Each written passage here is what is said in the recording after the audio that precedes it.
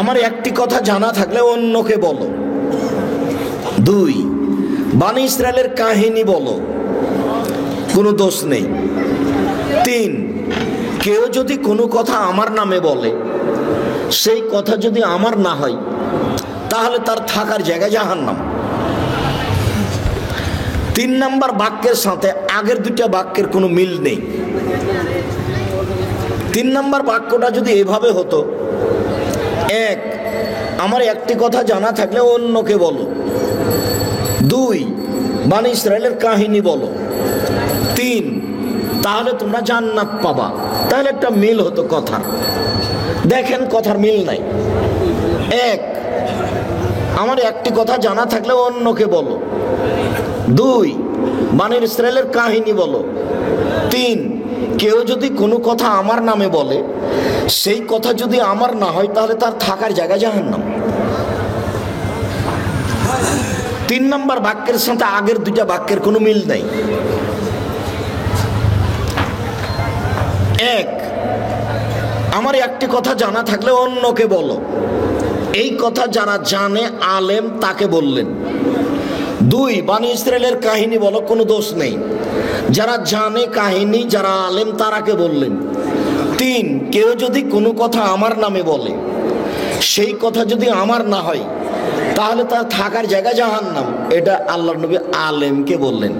ও মাওলানা সাহেব, আপনি না হয় নোয়াখালী লক্ষ্মীপুরের জনৈকে ওই মসজিদে বললেন আল্লাহুম্মা সাল্লি আলা সাইয়্যিদিনা মাওলানা নবিয়ানা মুহাম্মদ, ভালো কথা, কিন্তু এটা নবীর না হলে আপনার কি হবে? কাউকে বলা লাগবে না, হাদিস বুখারী মুসলিম। কিয়ামত পর্যন্ত কোনো মায়ের বেটা এর কথার ভিতরে সরিষা ঢোকাতে পারবে না। আম গাছে জাম ধরতে পারে, ধরে না। অমাবস্যা রাতে চাঁদ উঠতে পারে, উঠে না। শোয়ের ছিদ্র দিয়ে লাঙ্গলের ফাল ঢুকতে পারে, ঢোকে না। শোয়ের ছিদ্র দিয়ে লাঙ্গলের ফাল ঢুকে যেতে পারে। আম গাছে জাম ধরে যেতে পারে। অমাবস্যা রাতে চাঁদ উঠে যেতে পারে, এগুলো ঘটে যেতে পারে। আমি যেই কথা বললাম এই কথাতে সন্দেহ আছে বলে কিয়ামত পর্যন্ত চেষ্টা করলে সরিষা ঢোকানো যাবে না। যা বলছি তাই থাকবে, তার নাম বুখারী মুসলিম। আর এরকম জায়গায় আমি নিজের কথা বলিনি। হুজুরের জাহান্নাম হবে, হুজুর যত বড়ই জুব্বা পড়ুক, পাগড়ি যত বড়ই হোক, আলখাল্লা যত বড়ই হোক, টুপি যত বড়ই হোক, রেহাই হবে না। হুজুরের বাঁচার কোনো পথ নেই। এ কথা মুহাম্মদ সাল্লাল্লাহু আলাইহি সাল্লাম বলেন, আমি বলিনি। আর ধর্ম তো মৌলানা দিয়ে চলে না, পীর দিয়ে চলে না, হুজুর দিয়ে চলে না, একজন মানুষ দিয়ে চলে, যার নাম মুহাম্মদ সাল্লাল্লাহু আলাইহি সাল্লাম। পৃথিবীর কোনো মানুষ দিয়ে ধর্ম চলে না, মাত্র একজন মানুষ দিয়ে ধর্ম চলে, যার নাম মুহাম্মদ সাল্লাল্লাহু আলাইহি সাল্লাম। ধর্মের নামে কেউ কিছু যদি বলে তাহলে সেটা কার হতে হবে? মুহাম্মদ সাল্লাল্লাহু আলাইহি সাল্লামের হতে হবে। তবে এদেশের মাটিতে, ভারত, বাংলাদেশ, পাকিস্তানের মাটিতে, এদেশের মাটিতে প্রায় 3 লক্ষ মানুষের বানানো হাদিস আছে। তার 10,000 আছে আমার বাসায়। আমি 10,000 দেখাতে প্রস্তুত যে কোনো সময়ে। আবার বলি, আমার একটি কথা জানা থাকলে অন্যকে বলো। বনি ইসরায়েলের কাহিনী বলো। বনি ইসরায়েলের কাহিনী কি? যেমন একটা আজ থেকে নিয়ে হাজার হাজার বছর আগেকার কাহিনীর নাম বনি ইসরায়েলের কাহিনী। যেমন আপনাকে একটা দেখাই, বুখারী মুসলিমের হাদিস। আবু হুরায়রা রাদিয়াল্লাহু তাআলা আনহু বলেন, রাসূল সাল্লাল্লাহু আলাইহি সাল্লাম বলেছেন, লাম ইয়াতাকাল্লাম ফিল মাহদি ইল্লা সালাসা। মায়ের কোলে দুধের বাচ্চা 3 জন কথা বলেছে, দুধ খেতে খেতে কথা বলেছে। শিশু 1 ঈসা আলাইহিস সালাম। যেমন বাচ্চা নিয়ে গ্রামে ঢুকেছে, তখন গ্রামের লোকেরা বলা শুরু করেছে, ছি ছি ছি ছি ছি ছি ছি ছি, মারিয়াম এত খারাপ মহিলা, জেনা করে সন্তান নিয়ে এসেছে।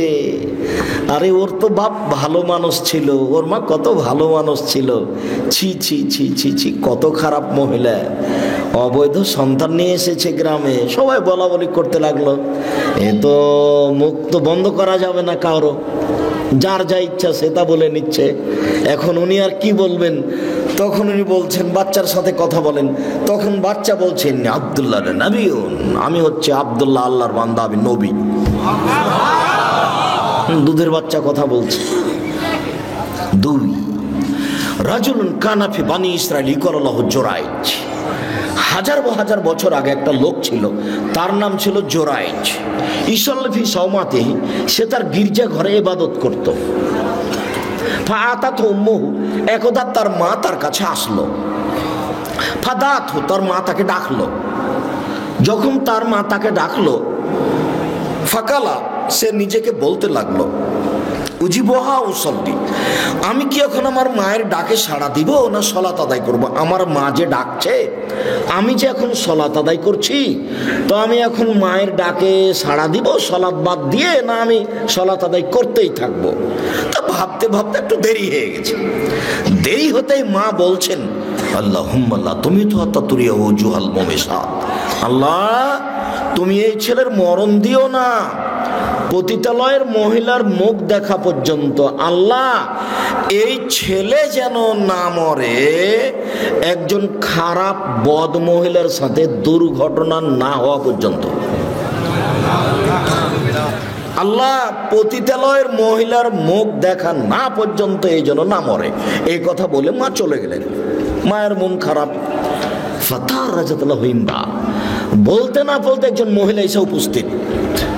ফাকাল্লামাতহু, মহিলা এসে জোরাইজের সাথে কথা বলল, আমার সাথে জেনায় লিপ্ত হন। ফাআবা, তিনি অস্বীকার করলেন। ছি ছি ছি ছি ছি ছি, তুমি বলো কি কথা? হ্যাঁ, তোমার সাথে আমি জেনা করব মানে? বলো কি তুমি? ফাতাতি রাইয়া, মহিলা একটা রাখালের কাছে আসলো। ফাম কানাথু, মহিলা রাখালকে চেপে ধরলো, অবৈধ কর্ম করলো। ফাওয়ালাদাত গোলামান, এতে সে একটা বাচ্চা জন্ম দিল। ফাকালাত হুয়া মিন জোরাইজ, বাচ্চাটা প্রসব করার পরে বলল এই বাচ্চা হলো জোরাইজের।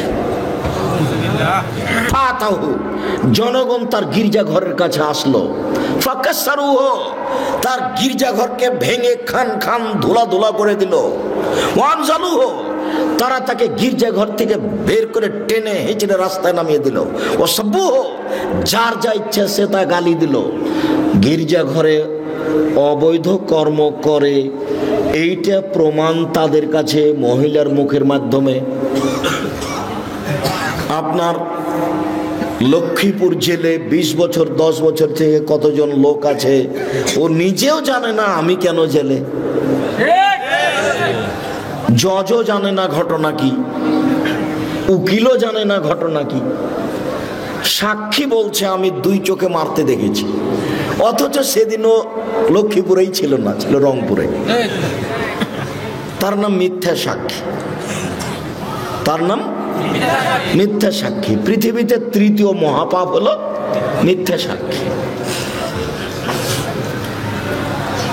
তো কথা তো সমাজে ছড়ালো যে জোরাইজ অন্যায় করেছে, কেউ তো রক্ষা করলো না। যার যেভাবে মনে চলো সে সেভাবে তার সাথে খারাপ আচরণ করলো। ফাকামা, জোরাইজ দাঁড়ালো। ফাতাওয়াদ্দা, অজু করলো। ওয়াসাল্লা রাকাতাইন, 2 রাকাত সালাত আদায় করলো। ফাতাল গোলাম, এবার দুধের বাচ্চার কাছে আসলো। দুধের বাচ্চাকে এসে বলল, মানাবুকা, ও দুধের বাচ্চা তুমি বলো তো তোমার বাপকে? কালা আবিয়া রাই, বাচ্চা বলল আমার বাপ রাখাল। ফাকালো, জনগণ বলল, নাবনি সওমাতাকা বিযাবে, জোরাইজ তোমার গির্জাঘর স্বর্ণ দিয়ে বানিয়ে দিব। কালা লা ইল্লা বিতিন, জোরাইজ বললেন না, আমার গির্জাঘর যা ছিল মাটি দিয়ে বানিয়ে দিতে হবে, তাহাই করিতে হইবে।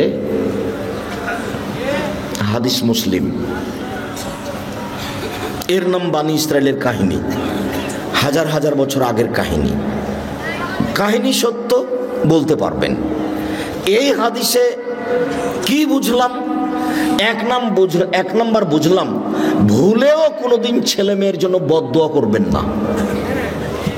ছেলে মেয়ে যদি আপনাকে মারে, গালি দেয়, জমি দখল করে নেয়, বাড়ি থেকে বের করে দেয়, তবু মুখ খুলবেন না। যদি ছেলে মারে তাহলে তাড়াহুড়া করে উঁচু করে 2 রাকাত সালাত আদায় করে আল্লাহর কাছে হাত তুলে বলেন, আমাকে ছেলে ফিরিয়ে দাও। আমি এরকম ছেলে মানুষ করিনি, আমার ছেলে আমাকে মাথায় করে থাকবে, শ্রদ্ধা করবে, আমি এটা চাই তোমার কাছে, তুমি আমাকে ছেলে ফিরিয়ে দাও। 2 চোখের পানি ঝরঝর করে ঝরবে আর আপনি আল্লাহকে কথা বলবেন, ছেলে 24 ঘন্টার মধ্যে আমি ফিরিয়ে চাই।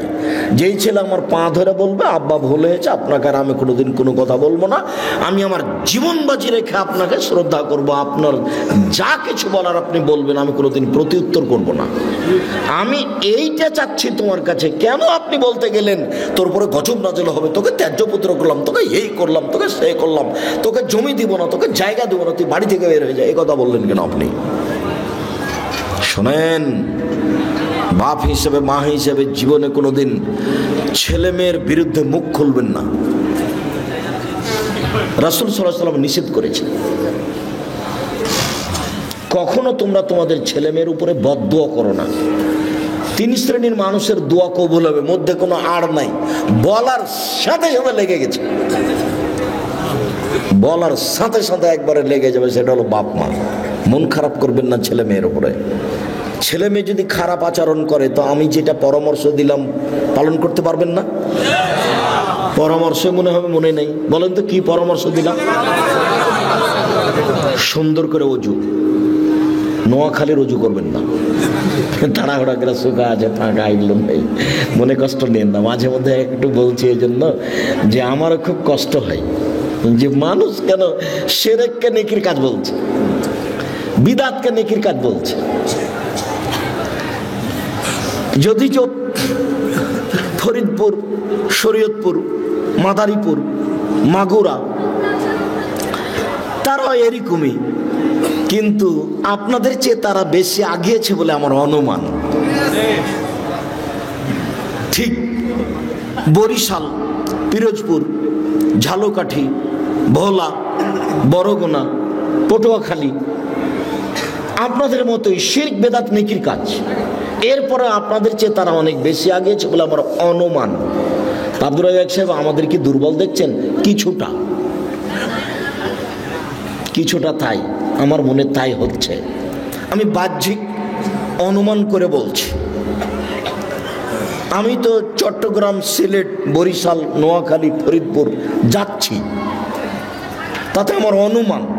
তবে ফরিদপুর, শরীয়তপুর, মাদারীপুর, মাগুরা, আপনার ওইদিকে বরিশাল, ঝালকাঠি, পিরোজপুর, ভোলা, বরগুনা, পটুয়াখালী, আর এইদিকে আপনার নোয়াখালী, ফেনী, লক্ষ্মীপুর, আর ওইদিকে আপনার কুমিল্লা, আপনার চাঁদপুর, ব্রাহ্মণবাড়িয়া, ওইদিকে আপনার সিলেট, সুনামগঞ্জ, মৌলভীবাজার, এইসব পুরো জেলাগুলি 19-20 শিরক নেকির কাজ, বিদআত নেকির কাজ। অবাক, শিরক করে বলছে নেকির কাজ করলাম, বিদআত করে বলছে নেকির কাজ করলাম। আসসালামু আলাইকুম, হাত খানটেন একবার বুকে মারলো, তারপর এরকম করছে। এমন কোন মায়ের বেটা জন্ম নিয়েছে আজ পর্যন্ত, আজ থেকে কিয়ামত পর্যন্ত সময় থাকলো এভাবে হাত মিলানোর পরে হাত টেনে আর কিছু করতে হবে? এভাবে হাত মিলানোর পরে হাত টেনে আর কিছু করতে হবে, এটা প্রমাণ হয়ে গেলে আমি আব্দুর রাজ্জাক বিন ইউসুফ আর জিন্দেগিতে বক্তব্য দেবো না। তার মানে আপনার কাছে বিকৃত ধর্ম আছে, বিকৃত ধর্মে আপনার কাছে প্রিয়। সম্মানিত দিনী ভাই বোন, বলছিলাম আমার একটি কথা জানা থাকলে অন্যকে বলো। 1, 2 বানি ইসরায়েলের কাহিনী বলো। 3 কেউ যদি কোনো কথা আমার নামে বলে, সেই কথা যদি আমার না হয় তাহলে তার থাকার জায়গায় জাহান্নাম। এইবার আপনি ফায়সালা দেন। বালাগাল ওলা বেকামালেহি কাশাফাদ্দ যাবে জামালেহি হাসানাত জামিও খেসালেহি সাল্লু আলাইহি ওয়া আলিহি। এই দরুদ যদি নবীর না হয় তাহলে কি হবে? কাউকে বলা লাগবে না, ফতোয়া দেওয়া লাগবে না, এমনিতে পথ রেডি হয়ে আছে। যেটা আপনি ইবাদত করছেন সেটা যদি রাসূলের না হয়, যেটুকু করছেন, যা করছেন, আমি আপনি কোনটা করবেন কোনটা করবেন না, কোনটা চলবে কোনটা চলবে না আজকে বলতে আসেনি। তবে আমার 1 নম্বরে কথা হলো এইটা। 2 নম্বরে কথা, উপস্থিত বৈঠকের মুসলিম বোন যারা আপনারা বাড়িতে বা প্রজেক্টরের মাধ্যমে কোনো জায়গাতে বসে অপেক্ষা করছেন, আর এইখানে যে বাচ্চা ছেলেগুলি কথা বলছে, এখানে কি দোকানপাট কি নিকটে? না। তো এই ছেলেগুলি কেন? তাহলে কি আপনাদের ওটা দেখাশোনার লোক না এখানে? কেন কথা বলছে এত? এটা কন্ট্রোল করতে হবে। ও তো কথা বোঝার তো তার প্রয়োজন নেই। আপনি যদি তার সাথ দেন তাহলে এটা খুব দুঃখজনক কথা। নিজেকে পশু প্রাণী মনে করবেন না, গরু ছাগল মনে করবেন না, মানুষ মনে করবেন। বুঝেও বুঝে না ওরা অন্তর আছে, বুঝে না। দেখেও দেখে না ওরা চক্ষু আছে, দেখে না। শুনেও শোনে না ওরা কান আছে, শোনে না। উলাইকা কাল আনাম, তারা পশু প্রাণীর মতো, তারা গরু ছাগলের মতো, তারা কুকুর শ্রীগালের মতো, বাল হাজাল বরং তার চেয়ে খারাপ। আল্লাহ মানুষকে বলছেন যে ওরা গরু ছাগলের মতো, কুকুর শ্রীগালের মতো, বাল হাজাল বরং তার চেয়ে খারাপ। আব্দুর রাজ্জাক সাহেব, তার চেয়ে খারাপ কে? তার চেয়ে খারাপ তোমার বাপ। দেখেন, আপনাকে খুব ভালোবাসি, কষ্ট দিয়েন না আমাদের। দেখো, আমি যদি তোমার বাপকে কুকুর শ্রীগালের চেয়ে খারাপ প্রমাণ করতে না পারি, তা আমি আব্দুর রাজ্জাক বিন ইউসুফ কথা বলবো না। কিভাবে করবেন করেন তো দেখি। তোমার দাদা মারা 10 বছর হলো, 3 বিঘা জমি রেখে গেছে। তোমার বাপ নিবে 2 বিঘা আর তোমার ফুফু নিবে 1 বিঘা। বিঘা বুঝেন? 30 শতক জমি রেখে গেছেন। তোমার বাপ নিবেন 20 শতক আর তোমার ফুফু নিবেন 10 শতক। তো তোমার বাপ নিবেন সকালে আর তোমার ফুফু নিবেন বিকেলে। ঘটনা এরকম না একসাথে নিবে? তো কই 10 বছর হলো তোমার দাদা মরা, এখনো তো তোমার বাপ তোমার ফুফুকে জমি দেয়নি। এখন তুমি বলো যে আমার বাপ কুকুর শ্রীগালের চেয়ে ভালো। বলো দেখি তোমার কাছে কি প্রমাণ আছে? তুমি বলে দিও বাড়ি থেকে, আব্বা ভাগ্য নিয়ে দুনিতে এসেছি, ভাগ্য ছেড়ে আসিনি। ফুফুর জমি খেয়ে জীবিকা নির্বাহ করব, এটা প্রয়োজন নেই। ফুফুর জমি আগে ভাগ করে দেন, তারপরে কোনো কথা। ফুফুকে জমি দেওয়ার পরে যদি কিছু থাকে চাষাবাদ করে খাবো, যদি না থাকে তো খাবো না।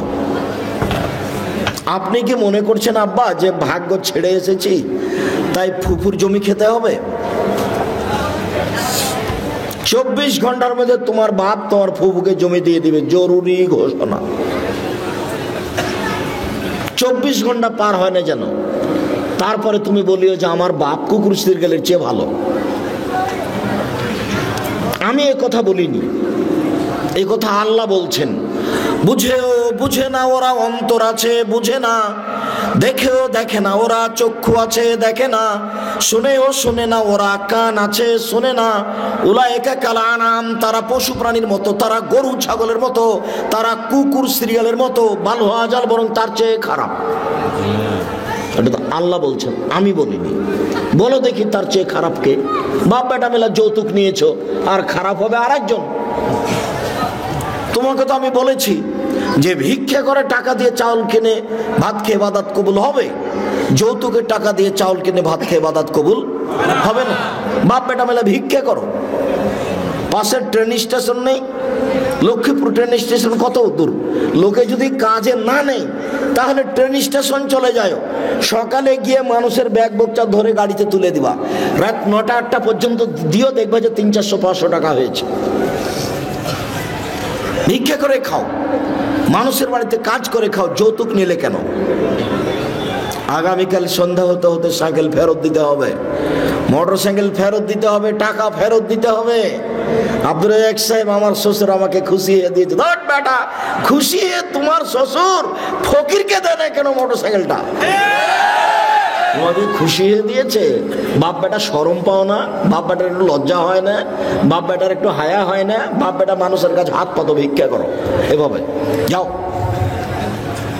তোমাকেই বলছে, তোমাকেই বলছি। টাকা নিয়েছো কেন? টাকা নিবে কেন? তোমার স্ত্রীকে তোমার শ্বশুর কষ্ট করে লালন পালন করেছে, বিবাহ দিয়ে দিয়েছে, তুমি সময় কিছুই না পারলে গরিব মানুষ কাজ করে খাও, বছরে একটা লুঙ্গি কিনে বলবে আব্বা আপনাকে আমার একটা উপহার দেওয়ার খুব স্বাদ, তেমন কিছু করতে পারি না, লুঙ্গিটা নেন, এটা বলতে পারো না? কথায় কথায় রাগ দেখাও, সিদ্ধান্ত পরিবর্তন করো। সম্মানিত দিনী ভাই বোন, আপনাদের সাথে জরুরি কথা, বিশেষভাবে মুসলিম বোন শোনেন, আপনি যদি 4টা কাজ করতে পারেন জান্নাতের সব দরজা খোলা। উপস্থিত বৈঠকের মুসলিম বোন, সারা পৃথিবীর মহিলা, আপনারা যদি 4টা কাজ করতে পারেন জান্নাতের সব দরজা খোলা। 1, সালাত খামসাহা, 5 ওয়াক্ত সালাত আদায় করলো। 2, সমাজ সাহারাহা, রমজান মাসে সিয়াম পালন করলো, রোজা থাকলো। 3, আতাত বালাহা, স্বামীকে মেনে চললো। 4, আহসানাত ফারজাহা, জেনায় লিপ্ত হলো না, তাহলে জান্নাতের সব দরজা খোলা। এ কথা আমি বলিনি, আমি একজন অনুবাদক। মুহাম্মদ সাল্লাল্লাহু আলাইহি ওয়াসাল্লাম বলেছেন, তার মুখের ভাষা আরবি থেকে আপনাকে আমি বাংলা করে শোনালাম। 1, 5 ওয়াক্ত সালাত নামাজ। 2, রমজান মাসের রোজা সিয়াম। 3, স্বামীকে মেনে চলা, তিতে লাগলেও মিঠা লাগলেও। আমি বুঝলাম আপনার স্বামী আপনাকে গালি দেয়, তার মুখের ভাষা খুব খারাপ, এরপরে আপনি ধৈর্য ধারণ করেন, মেনে নেন। দেখতে দেখতে 3-4টা ছেলে মেয়ে হয়ে গেছে, এই সংসার ছেড়ে আপনি কোথায় যাবেন? আমি আপনার দিনী ভাই, আপনাকে আমি আপনার দিনী ভাই হিসাবে আপনাকে আমি দিনী বোন মনে করে পরামর্শ দিচ্ছি, আপনি এই সংসার মেনে নেন, আপনি ধৈর্য ধারণ করেন, আপনি মন ভারী করে থাকিয়েন না। আপনার কাছে 1 গ্লাস পানি চেয়েছে, তো আপনি 1 গ্লাস পানি নিয়ে সামনে থ্যাক্কস করে রেখে দিয়ে দিকে চলে গেলেন, এটা হবে না। তিতা লাগুক আর মিঠা লাগুক তার সাথে কথা বলতে হবে, হাসি মুখে থাকতে হবে। 20 দিন পার হয়ে যায়, মাস পার হয়ে যায়, তার সাথে কথা বলেন না। মেয়েকে দিয়ে পানি দিয়ে পাঠান, খাবার দিয়ে পাঠান, কতদিন থেকে স্বামীর সাথে কথা নেই। দেখেন, এই নীতি, এই ঢং বন্ধ করতে হবে। যদি আপনি সামলাতে না পারেন, যদি মনে করেন যে এর সাথে আমার হবে না, তাহলে আপনি খোলা তালাক করেন। স্বামী যদি কোটি টাকা ইনকাম করে, স্বামী যদি পরহেজগার থেকে পরহেজগার তাহাজ্জুদ পড়ে, এরপর আপনি নির্দ্বিধায় ছেড়ে দিতে পারেন, খোলা তালাক। চেয়ারম্যান মেম্বারকে বলতে হবে ভাই আমি তার সাথে ভাত খাবো না, তার আপনি একটু পৃথকের ব্যবস্থা করে দিন। চেয়ারম্যান একটা খোলা তালাক করে ছেলের কাছে পাঠিয়ে দেবে, বাস কাহিনী শেষ। আপনি 30 দিন পরে আর এক জায়গাতে বিবাহ বসতে পারবেন। খোলা তালাকের বিবাহ বসার সময়সীমা 1 মাস। আপনাকে আমি এই সংসারে থাকতে বাধ্য করিনি, তবে আপনি মুখ বন্ধ করে কথা না বলে মাস মাস কাটাবেন, এর অনুমতি নেই। আপনার স্বামীর মুখ খারাপ হবে, এটা মেনে নিলাম। আপনাকে গালি দেয়, এটা আমি মেনে নিলাম। আপনাকে মারে, এটা আমি মেনে নিলাম। যেহেতু এতদিন পর্যন্ত আছেন, তাহলে একটু খোলা মুখে, হাসি মুখে স্বামীকে মেনে চলেন, আপনার জন্য ভালো হবে। জান্নাতের দরজা সব খোলা, আমি বলিনি, এ কথা মুহাম্মদ সাল্লাল্লাহু আলাইহি ওয়াসাল্লাম বলেছেন। 4, জেনা থেকে বেঁচে থাকলো। যদি আপনার জেনা হয়ে গিয়ে থাকে, তাহলে আপনি তওবা করেন, আপনি ভালোর মধ্যে হয়ে যাবেন। শুধু ভালোর মধ্যে নয়, আপনি যদি খালেস অন্তরে তওবা করতে পারেন, তাহলে যে জেনার পাপটা হয়েছে এটা পাল্টা নেকি দিয়ে পূর্ণ হয়ে যাবে। এ কথা আমি বলিনি, এটা আল্লাহ তাআলা বলেছে। আপনার তওবাটা কেমন এটা আল্লাহ দেখতে চান। শুধু তাই নয়, আল্লাহ তাআলা বলছেন ওয়ানাহা নাফসা আনিল হাওয়া ফাইনাল জান্নাতা হিয়াল মাওয়া। পৃথিবীর মানুষ শোনো, তোমরা যারা অশ্লীল কাজ থেকে বিরত থাকতে পারবে, আমি আল্লাহ তোমাদেরকে জান্নাতুল মাওয়া দিয়ে দিলাম। তুমি যদি আজকে প্রেমের গল্প বন্ধ করতে পারো, তুমি যদি বলতে পারো আস্তাগফিরুল্লাহ ওয়া আতুবু ইলাইহি, জিন্দেগিতে আমি তোমার সাথে আর কোনোদিন মোবাইলে কথা বলবো না, তোমার সাথে আমি প্রেমে লিপ্ত হব না, এইটা তুমি যদি কঠোর হাতে, শক্ত হাতে, মজবুত করে বন্ধ করতে পারো, তাহলে আল্লাহ বলছে না আমি তোমাকে জান্নাতুল মাওয়া দিয়ে দিলাম। যেটা আল্লাহর ওয়াদা, কোনো মানুষের কথা নেই। অনাহান নাফসা আনিল হাওয়া, যে নিজেকে প্রবৃত্তি থেকে ঠেকাতে পারলো, আমি আল্লাহ তার জন্য নিজের কিছু করার ছিল না। একটা ঘটনা আপনাকে শোনাই, বুখারী মুসলিমের হাদিস। আল্লাহ রাসূল এক গ্লাস পানি নিয়ে একটু খাওয়ার পরে, এখন ডান দিকে দিতে হবে, এটা নীতিগত হিসেব। তো ডান দিকে আছে ছোট ছোট বাচ্চা, বাম দিকে আছেন আবু বকর সিদ্দিক, ওমর। তখন আল্লাহ রাসূল ছোট ছোট বাচ্চাগুলিকে বলছেন, এই শোনো শোনো শোনো, তোমরা আমাকে একটু অনুমতি দাও না, আমি গিলাসটা এদিকে দিই। বাম দিকে বড় মানুষ আছে, কিন্তু আমি তো দিতে পারি না, আমাকে ডান দিক থেকে দিতে হবে, তো তোমরা একটু অনুমতি দাও আমাকে। তখন বাচ্চারা বলছে, না না না না, আপনার পক্ষ থেকে পানি আমরা পাবো, সেটা অন্য কাউকে দিব, এটা হতে পারে না। তখন আল্লাহ রাসূল বলছেন, নাও নাও, তাহলে তোমরাই নাও, নাও তোমরাই নাও। হাদিস বুখারী মুসলিম। এটা আপনি কি বুঝলেন? পৃথিবীর সবচেয়ে বড় মানব, এত বড় দামি মানুষ আল্লাহ পৃথিবীতে কাউকে সৃষ্টি করেননি। বিচারের মাঠে যেদিন কেউ কথা বলতে পারবে না, সেদিন তিনি বলবেন, সালমা তুতা ওয়াসফাতু সাফা, মাথা উঠান বলেন, যা বলবেন আমি আল্লাহ তাই মেনে নিব, যা সুপারিশ করবেন আমি তাই গ্রহণ করব। আপনি একটু বলেন কি বলতে চান, যাহাই বলবেন তাহাই মেনে নিব, যা সুপারিশ করবেন তাহাই গ্রহণ করব। এই কথা আল্লাহ বারবার বলবেন বিচারের মাঠে। ইনি হচ্ছেন মুহাম্মদ সাল্লাল্লাহু আলাইহি ওয়াসাল্লাম। এত বড় মানুষ বাচ্চা ছেলের কাছে অনুমতি চাচ্ছেন। আর একটা জিনিস, ডান দিক থেকেই দিতে হবে। নিজে থেকে তো একটা ধর্ম বানাতে পারেন, আচ্ছা এই শোনো, ডান দিক থেকে দেওয়ার নিয়ম, কিন্তু আমি আজকে বাম দিক থেকে চালু করে দিলাম, এটা বলতে পারতেন, কিন্তু ধর্ম তার নিজের নয়, উপর থেকে যা বলেছেন তাই হবে। তাহলে পীর সাহেবের কি হবে? আপনাকে আর পীর সাহেবকে দেখে আমার মাঝে মধ্যে খুব অবাক লাগে।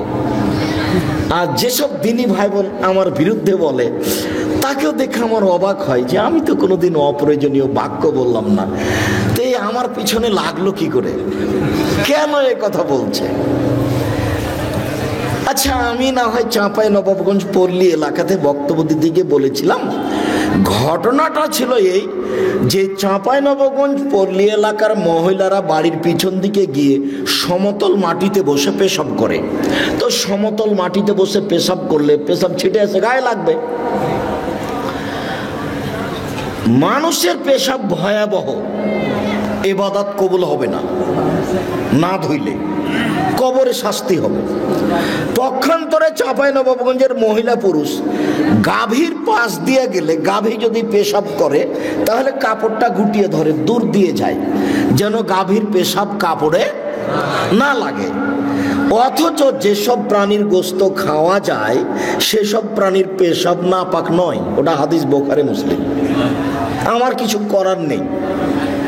উটের পেশাব খেতে আল্লাহর নবী বলেছেন, আমি কি করতে পারি বলেন? হাদিস বুখারী মুসলিম। পৃথিবীর সবচেয়ে দামি মানুষ, যার হাতে ধর্ম নির্ভর করে, তিনি বলেছেন যে তোমাদের পেট ফুলে গেছে, তোমরা উটের পেশাব খাও। যেখানে ছাগল বাঁধা থাকে সেই জায়গাতে তিনি সলাত আদায় করতে বললেন, নামাজ পড়তে বললেন, যে অথচ ছাগলের পেশাব আছে। আমি কি করতে পারি? আমি ওটা বলতে চাইনি এই কথাটি, আমি পরিস্থিতিতে বলেছি যে আরে আপনি গাভীর পেশাব থেকে বেঁচে থাকতে চাচ্ছেন, অথচ গাভীর পেশাব বালতিতে করে নিয়ে কাপড় ভিজিয়ে সেই কাপড়ে সলাত আদায় করলে কোনো সমস্যা নেই। আমি একটা জোর দিতে গিয়ে কথাটা বলেছিলাম, কিন্তু কথাটা এসে নোয়াখালীতে এইভাবে ধরা পড়বে তা আমি বুঝতে পারি। যে আমি সরাসরি বলে দিলাম যে গাভীর পেশাবে কাপড় ভিজান তারপর সালাত আদায় করেন, তাহলে এটাই করতে হবে? জি না, ভুল হিসাব, আমি এটা বলিনি। আমি এইভাবে কথাটা জোর দিতে গিয়ে বলেছিলাম, সরাসরি এই কথা বলেছি এই কথা নয়। তার উপরে যে কথা বলেছি সে কথা আমাকে ফেরত নিতে হবে না। তবে আমি মানুষ, অবাক লাগে আপনি কিভাবে বিরুদ্ধে এত কথা বলতে পারেন। আমার জীবনে আমি কোনোদিনও অপ্রয়োজনীয় বাক্য বলিনি। আমার জীবনে 90 সাল থেকে আমি মাঠে আছি, 90 সাল থেকে আমার জীবনে কোনোদিন আমি কেসা কাহিনী বলিনি। পুরো জীবন আমি কেসা পাবেন না।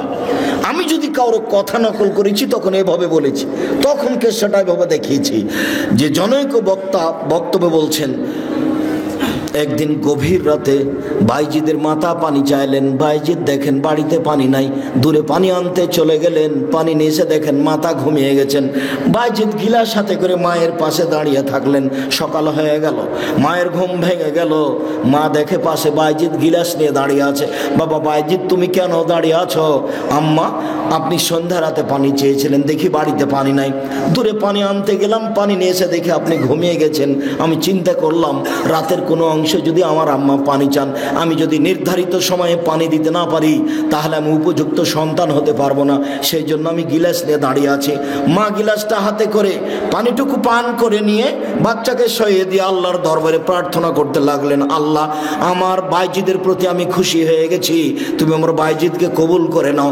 মায়ের দোয়া কবুল হয়ে গেল, বাইজিদ বড় আলেম হয়ে গেলেন। ঘটনা মিথ্যে। আমি যদি বক্তব্য কণ্ঠস্বরে কোনো কথা বলে থাকি, যদি কাহিনী বলে থাকি, তা আমি কারো কথা নকল করে এভাবে বলে দেখিয়েছি আপনাকে, দিয়ে বলেছি যে এটা আপনি প্রমাণ করেন, আমার মরা পর্যন্ত সময় থাকবে। দেখি আপনি কিভাবে প্রমাণ করবেন। 30 পারা কোরআন আপনার চোখে ধরে না, এটা একটু অনুবাদ করে শোনাতে পারেন না? মুহাম্মদ সাল্লাল্লাহু আলাইহি ওয়াসাল্লামের 23 বছরের জীবন, 30,000 সহিহ হাদিস আপনার একটু চোখে পড়ে না? আপনি একটু গেলে শোনাতে পারেন না? নোয়াখালী লক্ষ্মীপুর বাড়ি হলেই কি একবারে শুনে নাহমাদুল্লাহ নাস্তাগফির বলে কাহিনী শুরু করে দিতে হবে? রিয়াজুস সলেহিন থেকে খাওয়ার উপরে, পান করার উপরে 10টা হাদিস মুখস্থ করে বলা যায় না? রিয়াজুস সলেহিন থেকে 20টা হাদিস মুখস্থ করে সালামের উপরে বলা যায় না? রিয়াজুস সলেহিন থেকে সুদ ঘুষের উপরে 10টা হাদিস বলা যায় না? কেন আপনি এখানে আসলেন? কেন আপনি আসবেন এখানে? কেন আপনার মসজিদে ফাজাইল আমল থাকবে? আপনার একটু হাদিস গ্রন্থ হয় না? আপনার চোখে পড়ে না?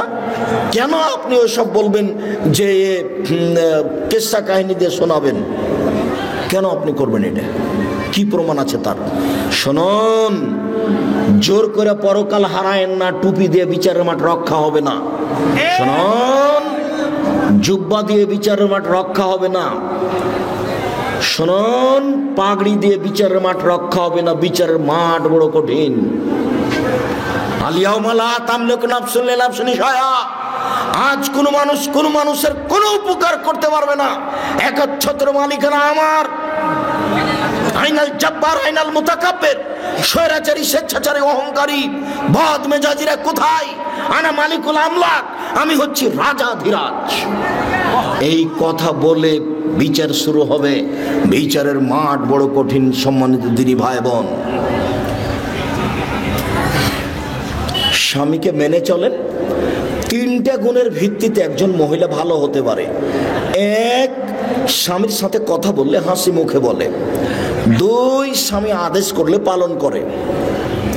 3, স্বামী বাড়িতে না থাকলে নিজেকে গুটিয়ে হেফাজতে রাখে।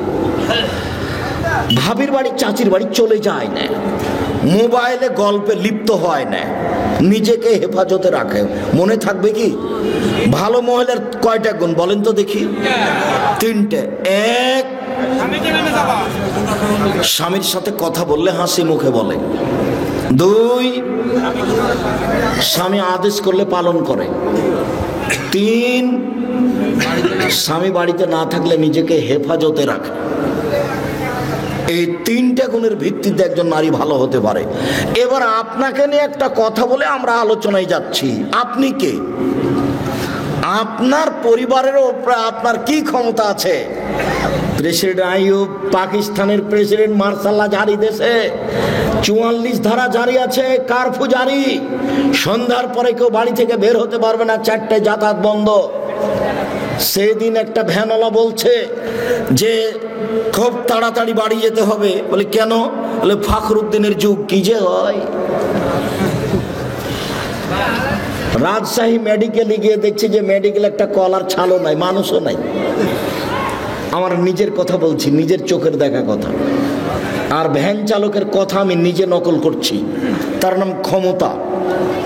আপনি হচ্ছেন এই বাড়ির মালিক, এই বাড়িতে 44 ধারা জারি থাকবে আপনার পক্ষ থেকে। আপনার মেয়ে এখন এখানে এসে গল্প করছে মানে আপনি কাপুরুষ। আপনার ছেলে বেড়ি সিগারেট খায়, দোকানে আড্ডা পিটে মানে আপনি কাপুরুষ। আপনার বিবাহ করা ঠিক হয়নি, আপনার ছেলে জন্ম দেওয়া ঠিক হয়নি। পুরুষ মানে ক্ষমতাধর, এই বাড়িতে তার ক্ষমতা চলবে, যা বলবে তাই হবে, তার নাম ক্ষমতা। এই বাড়িতে কারফিউ জারি থাকবে, তার নাম বাপ। এ কথা আমি বলিনি। বাড়ির পূর্ণ নিয়ন্ত্রণ ক্ষমতা বাপের হাতে থাকবে, এই কথা মুহাম্মদ সাল্লাল্লাহু আলাইহি ওয়াসাল্লাম বলেন। অতএব এক যে মানের কাপড় আপনি পরবেন বউকে সে মানের পরাবেন। 2 আতেমা মাতায়েমতা, যে মানের খাদ্য আপনি খাবেন বউকে সে মানের খাওয়াবেন। 3 অলা তুকাব্বে, বউকে কখনো কটু কথা বলবেন না। বলবেন না যে তোমার ঠোঁটটা কালো, ভুলেও কোনোদিন বলবেন না। একবার ঠোঁট কালো বললে 10 বছর আপনাকে ভালোবাসবে না। ভুলেও কোনোদিন বলবেন না যে ঠোঁটটা মোটা, তোমার রংটা কালো, এভাবে বলবেন না। ভুলেও কোনোদিন শ্বশুর শাশুড়িকে গালি দিবেন না।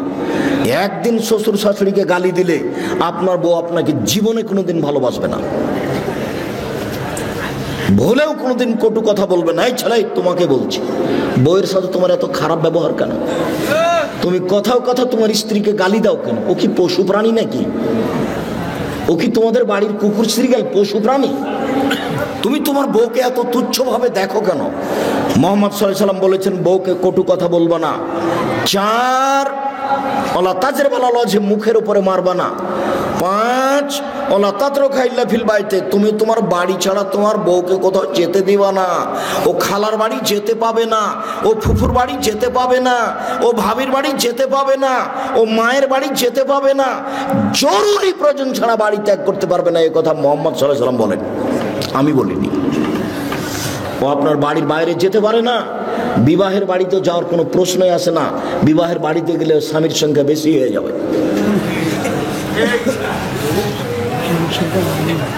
স্বামীর সংখ্যা বেশি হয়ে যাবে মানে অবৈধ কর্ম হয় একেবারেই সহজ। ভুলেও কোনোদিন বিবাহের বাড়ি স্ত্রীকে যেতে দিবেন না। আপনি যান, আপনার ছেলে যাক, আপনার বাপ যাক, মহিলা যদি যাওয়াই লাগে আপনার মা যাক, আপনার বউ যাবে না। বইয়ের উপর একটা কন্ট্রোল ক্ষমতা থাকতে হবে, এই কথা মুহাম্মদ সাল্লাল্লাহু আলাইহি ওয়াসাল্লাম বলেন। এই বাড়িতে আপনার পক্ষ থেকে কারফিউ জারি থাকবে, 5টা জিনিস জরুরি। মহান আল্লাহ বলেন, ফাসাল্লি লিরাব্বিক, পৃথিবীর মানুষ তোমরা তোমাদের প্রতিপালককে সন্তুষ্ট করার জন্য সালাত আদায় করো। মুহাম্মদ সাল্লাল্লাহু আলাইহি সাল্লাম, আপনি আপনার প্রতিপালককে সন্তুষ্ট করার জন্য সালাত আদায় করুন। মহান আল্লাহ বলেন, হাফিজু আলাস সালাওয়াতি ওয়াস সালাতিল উস্তা, পৃথিবীর মানুষ তোমরা 5 ওয়াক্ত সালাত আদায় করো, বিশেষভাবে আসরের সালাত আদায় করো। আসরের সালাত নির্ধারিত সময়ে আদায় করতে হবে, 5টাই করা যাবে না। দেরি করতে করতে করতে হুজুর একবারে সূর্য ডুবিয়ে দেয় মনে হচ্ছে, সেটাই হুজুরের কাছে পছন্দনীয়। এই চলে, প্রত্যেকটা বস্তুর ছায়া যখন তার সমপরিমাণ হবে তখন আসর। আমি বলিনি এই কথা, কে বলেছেন বলো তো? মুহাম্মদ সাল্লাল্লাহু আলাইহি সাল্লাম। আর তুমি যখন আসরের সালাত আদায় করছো তখন 10টা হয়ে গেছে গো। বুঝতে পারোনি কথা? আসরের সালাতের সময় কখন? প্রত্যেক বস্তু যখন তার ছায়াটা তার সমপরিমাণ হবে। কালকে লাঠি খাড়ো করো একটা দিয়ে, ছায়াটাতে দাগ দাও, দিয়ে এবার বোতলটা ফেলে দাও। যদি ছায়াটা তার সমান হয়ে থাকে, এখন আসরের টাইম হয়ে গেছে। এ কথা আমি বলিনি, কে বলেছেন? মুহাম্মদ সাল্লাল্লাহু আলাইহি সাল্লাম বলেছেন। পৃথিবীর কোন মানুষের কথাকে এই কথার সঙ্গে লাগাবো না। আমি আব্দুর রাজ্জাক বিন ইউসুফ 5 পয়সা দাম নেই। পৃথিবীর কোন মানুষের কথাকে এই কথার সঙ্গে লাগাবো না। উমর রাদিয়াল্লাহু তাআলা আনহুর কথাকে এই কথার সাথে লাগাবা না। মানুষ হিসাবে পৃথিবীর ব্যতিক্রম মানুষ উমর। যে রাস্তা দিয়ে হাঁটতেন সে রাস্তা দিয়ে শয়তান হাঁটতো না। অতএব নির্ধারিত সময়ে সালাত আদায় করার চেষ্টা করুন, একথা আল্লাহর আদেশ। যে কোনো মূল্যে সালাত আদায় করতে হবে। অজু করে সালাত আদায় করতে হয়, পানি নেই, তায়াম্মুম করে সালাত আদায় করতে হবে। মাটি নেই, বিনা অজুতে বিনা তায়াম্মুমে সালাত আদায় করতে হবে। দাঁড়িয়ে থেকে সালাত আদায় করতে হয়, দাঁড়িয়ে থাকা যায় না, বসে থেকে সালাত আদায় করতে হবে। বসে থাকা যায় না, শুয়ে থেকে সালাত আদায় করতে হবে। কেবলার দিকে মুখ করে সালাত আদায় করতে হয়, কেবলা বোঝা যায় না, এমনিতেই পড়তে হবে। শত্রু তাড়া দিয়েছে, দৌড়িয়ে চলে যাচ্ছি, ওই দিকে ওইভাবেই সালাত আদায় করতে হবে। ইবাদতের জগতে ব্যতিক্রম ইবাদত সালাত। সালাত এমন একটি ইবাদত যার উপরে নির্ভর করে অন্যান্য ইবাদত। সালাত আছে তো আর ইবাদত আছে, সালাত নেই তো সব বাতিল। আব্দুর রাজ্জাক সাহেবের একাধিক দিনের বক্তব্যে আমরা জানি যে ইবাদতের জগতে সবচেয়ে দামি ইবাদত সিয়াম, রোজা। কেন? সালাত যতই দামি ইবাদত হোক, এরপরে সালাতের নেকিটা আল্লাহ নিজে হাতে দিবেন না। বলেন তো দেখি কোন ইবাদতের নেকি নিজে হাতে দিবেন? সিয়াম। তাহলে বলতে গেলে ইবাদতের জগতে সবচেয়ে দামি ইবাদত হলো সিয়াম। সাপ্তাহিক রিপোর্ট আল্লাহর দরবারে কোন কোন দিনে পেশ করা হয়? বৃহস্পতিবার, সোমবার। এই জন্য আল্লাহর নবী চাইতেন যে আমার রিপোর্টের সময় দেখো তুমি যে আমি সিয়াম আছি, দেখো এই নাও দেখো। এই জন্য তিনি কোন কোন দিন ভালোবাসতেন? বৃহস্পতিবার আর সোমবার সিয়াম পালন করা। সবাইকে আমি অনুরোধ জানাচ্ছি এই দুই দিন সিয়াম পালন করার জন্য। আপনি মুরব্বী, আপনার কাছে আমার জরুরি অনুরোধ, আপনি বৃহস্পতিবার সোমবার সিয়াম পালন করবেন।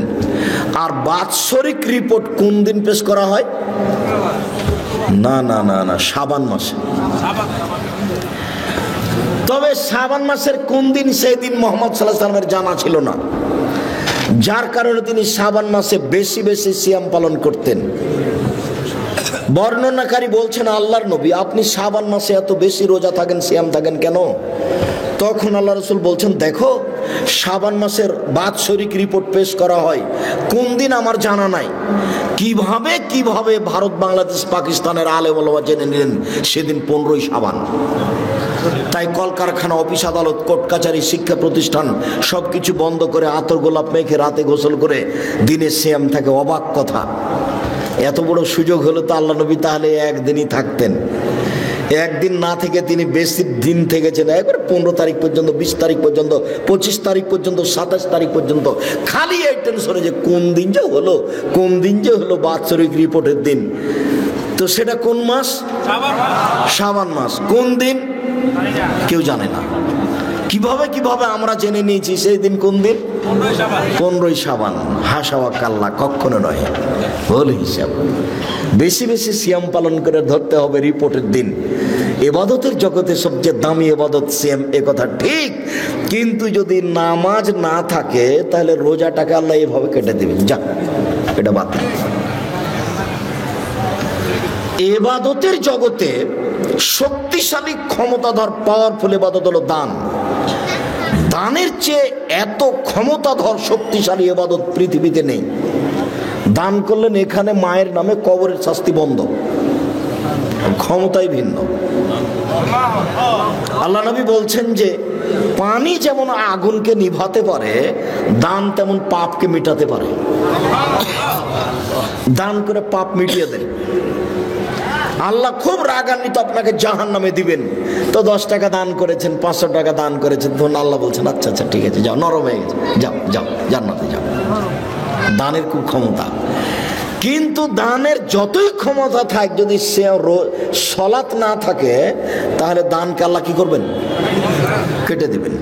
দানের আর কোনো ক্ষমতা নেই। আল্লাহর ভয়ে এক ফোঁটা চোখের পানি আল্লাহর কাছে সবচেয়ে প্রিয়। এক ফোঁটা ফোঁটা চোখের পানি। এর চেয়ে কোনো পছন্দনীয় ইবাদত আল্লাহর কাছে নাই, এক ফোঁটা চোখের পানি। রাসূল সাল্লাল্লাহু আলাইহি ওয়াসাল্লাম বলছেন, লা ইয়ালিজার রাজুলু বাকা মিন খাসিয়াতিল্লাহ তা ইয়ালিজাল লাবানু ফি দারে। গাভীর বাঁট ওলান থেকে দুধ বের করে ভিতরে ঢোকানো যায় না যেমন, আল্লাহর ভয়ে কাঁদে যে সে জাহান্নামে যাবে না তেমন। গাভীর বাঁট ওলান বুঝেন কি? চাপ দিয়ে দুধ বের করে ভেতরে ঢোকানো যাবে? এই কাজটা যেমন অসম্ভব, আল্লাহর ভয়ে কাঁদে যে তার জাহান্নামে যাওয়া তেমনি অসম্ভব। এটা আমি বলিনি, এই কথা মুহাম্মদ সাল্লাল্লাহু আলাইহি সাল্লাম বলেন। এরপরেও কেঁদে আপনি অনেক নেকি করেছেন, কিন্তু সালাত নেই। এবার এটা আল্লাহ কি করবেন? এটা কেটে দেবেন, বাতিল। তাহলে ইবাদতের জগতে সবচেয়ে ব্যতিক্রম ভিন্ন ধরনের ইবাদত হলো সালাত, যার উপরে নির্ভর করে অন্যান্য ইবাদত। সালাত এমন একটি ইবাদত যার উপরে নির্ভর করে অন্যান্য ইবাদত। অতএব পরিষ্কার কাপড় পরে সালাত আদায় করতে হয়, পরিষ্কার নেই, যেই কাপড়ে পেশাব পায়খানা লেগে আছে ওই কাপড় পরেই সালাত আদায় করবেন। পরিষ্কার অপরিষ্কার কোনো কাপড়ই নেই, আপনি উলঙ্গ হয়ে আছেন, নামাজের টাইম হয়ে গেছে, আপনি এ অবস্থাতেই সালাত আদায় করবেন। যার কারণে আমি বহুদিনই বলেছি যে মুসলিম দেশে মার্কিন সৈন্য ঢুকে, কথার কথা ইরাকে আফগানিস্তানে মুসলিম মহিলাকে ধরে 5 জন 7 জন ধর্ষণ করার পরে পরনের কাপড় খুলে নিয়ে উলঙ্গ অবস্থায় তাদের সামনে হাঁটতে বাধ্য করে। এই সময়ে যদি সালাতের টাইম হয়ে যায়, তাহলে মুসলিম মহিলাকে উলঙ্গ অবস্থায় মার্কিন সৈন্যের সামনে সালাত আদায় করতে হবে, করতেই হবে। পৃথিবীতে ব্যতিক্রম ইবাদত হচ্ছে সালাত। যেই সালাত, যে ইবাদত মানুষের কোনো অসুবিধা বুঝে না, সমস্যা বুঝে না, অসুখ বিসুখ বুঝে না, কিছুই বুঝে না, একেবারে কিছুই বুঝে না। সময় হলে সালাত আদায় করতে আপনি বাধ্য। পৃথিবীতে ব্যতিক্রম ইবাদত সালাত। যারা সালাত আদায় করে না তারা কেমন? যারা সালাত আদায় করে না তারা কাফের। রাসূল সাল্লাল্লাহু আলাইহি সাল্লাম বলেন, মান তারাকা সালাতা মুতাআম্মিদান ফাকাদ কাফারা। কেউ যদি ইচ্ছাকৃত সালাত ছেড়ে দেয় তাহলে সে কাফের হয়ে গেল। মুহাম্মদ সাল্লাল্লাহু আলাইহি সাল্লাম বলেন, বাইনাল আবদি ওয়া বাইনাল কুফরি তারকুস সালাহ। মুসলমান এবং কাফের মধ্যে পার্থক্য হচ্ছে সালাত ছেড়ে দেওয়া। কেউ যদি সালাত ছেড়ে দেয় তাহলে সে কাফের, কেউ যদি সালাত আদায় করে তাহলে সে মুসলমান। আসহাবু মুহাম্মাদিন সাল্লাল্লাহু আলাইহি সাল্লাম লা ইয়ারাউনা তারকু কুফরুন গায়রা সালাহ। মুহাম্মদ সাল্লাল্লাহু আলাইহি সাল্লামের সঙ্গী সাথী সাহাবীগণ কেউ যদি রোজা ছেড়ে দিয়েছে তাহলে তাকে কাফের মনে করতেন না। কেউ যদি হজ না করত তাহলে তাকে কাফের মনে করতেন না। কেউ যদি যাকাত না দিত তাহলে তাকে কাফের মনে করতেন না। তবে কেউ যদি সালাত আদায় না করত তাহলে তাকে কাফের মনে করতেন। রাসূল সাল্লাল্লাহু আলাইহি সাল্লাম বলেন, উমিরতু আন উকাতিলান নাস হাত্তা ইয়াকুলু লা ইলাহা ইল্লাল্লাহ। মানুষ যতদিন পর্যন্ত লা ইলাহা ইল্লাল্লাহ না বলেছে, সালাত আদায় না করেছে, আমি তাকে পিটিয়ে সালাত আদায় করাবো, মারবো, না হয় মরবো। এই হাদিসের ভিত্তিতে সেই কালে ইমাম আহমদ ইবনে হাম্বল রাহিমাহুল্লাহ বলেছেন, কেউ যদি সালাত আদায় না করে তাহলে তাকে কুরবানি করতে হবে। এই হাদিসের ভিত্তিতে সেই কালে ইমাম আবু হানিফা রাহিমাহুল্লাহ বলেছেন, কেউ যদি সালাত আদায় না করে তাহলে তাকে জেলখানায় বন্দি করে পিটিয়ে সালাত আদায় করাতে হবে। এই হাদিসের ভিত্তিতে বর্তমান আরবি বিদ্বানগণ বলছেন, স্বামী নামাজ পড়ে স্ত্রী পড়ে না, স্ত্রী পড়ে স্বামী পড়ে না, তাহলে বিবাহ কেটে গেছে, বিবাহ বাতিল। চেয়ারম্যান লাগে না, মেম্বার লাগে না, খাতা কলম লাগে না, বিবাহ এমনিতে গেছে। এই ছেলে, তুমি কি কারো গায়ে হাত দিয়ে আছো নাকি? রেডি হও। এক খেলে চেয়ে থাকবা তোমাকে যেন পাখি মনে করে পাথর। এক খেয়ালে চেয়ে থাকবে যেন তোমাকে পাখি মনে করে পাথর। সম্মানিত দিনী ভাই বোন, একজন বেনামাজি যদি মারা যায় তো আরবি বিদ্বানগণ বলছেন ওকে শ্মশান ঘাটে ফেলে দিতে হবে। হিন্দু মারা গেলে যেখানে ফেলতে হয় সেখানে ফেলে দিতে হবে, মুসলমানের কবরস্থানে কবর দেওয়া যাবে না। এ কথা বর্তমানে আরবি বিদ্বানগণ বলছে। অতএব কেউ যদি সালাত আদায় না করে তাহলে তারা কাফের। আমরা বলছি তারা বড় পাপী। একটু কেউ যদি সালাত আদায় করে রাসূলের পদ্ধতি না করে তাহলে সে কেমন? কেউ যদি সালাত আদায় করে রাসূলের পদ্ধতিতে না করে তাহলে ফাওয়াইলুল লিল মুসাল্লিন আল্লাযীনা আন সালাতিহিম সাহুন, যারা সালাত আদায়ের ব্যাপারে অমনোযোগী, ঠিক মতো সালাত আদায় করে না, তারা ওয়াইল নামক জাহান্নামে যাবে। রাসূল সাল্লাল্লাহু আলাইহি সাল্লাম বলেন, যারা ঠিক মতো নিয়ম মতো সালাত আদায় করে না তারা ফেরাউনের সাথে থাকবে। পৃথিবীতে সবচেয়ে বড় বদ মানুষ ফেরাউন। অনেকে আল্লাহ বলে দাবি করেছে।